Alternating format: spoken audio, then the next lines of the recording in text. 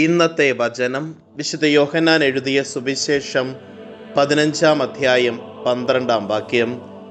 ഇതാണ് എൻ്റെ കൽപ്പന, ഞാൻ നിങ്ങളെ സ്നേഹിച്ചതുപോലെ നിങ്ങളും പരസ്പരം സ്നേഹിക്കണം.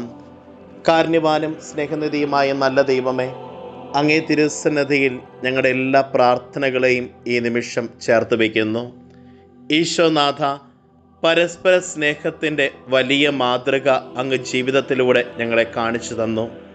ഞങ്ങളുടെ സഹോദരങ്ങളെ ആത്മാർത്ഥമായി സ്നേഹിക്കുവാനും അവരോട് ക്ഷമിക്കുവാനും അവർക്ക് വേണ്ടി പ്രാർത്ഥിക്കുവാനുമുള്ളൊരു കൃപ ഞങ്ങൾക്ക് നൽകണമേ.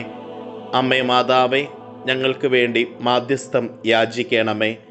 നമ്മുടെ കർത്താവ് ഈശോ മിശിഹായുടെ കൃപയും പിതാവായ ദൈവത്തിൻ്റെ സ്നേഹവും പരിശുദ്ധാത്മാവിൻ്റെ സഹവാസവും നാം എല്ലാവരോടും കൂടെ ഉണ്ടായിരിക്കട്ടെ, ഇപ്പോഴും എപ്പോഴും എന്നേക്കും. ആമേൻ.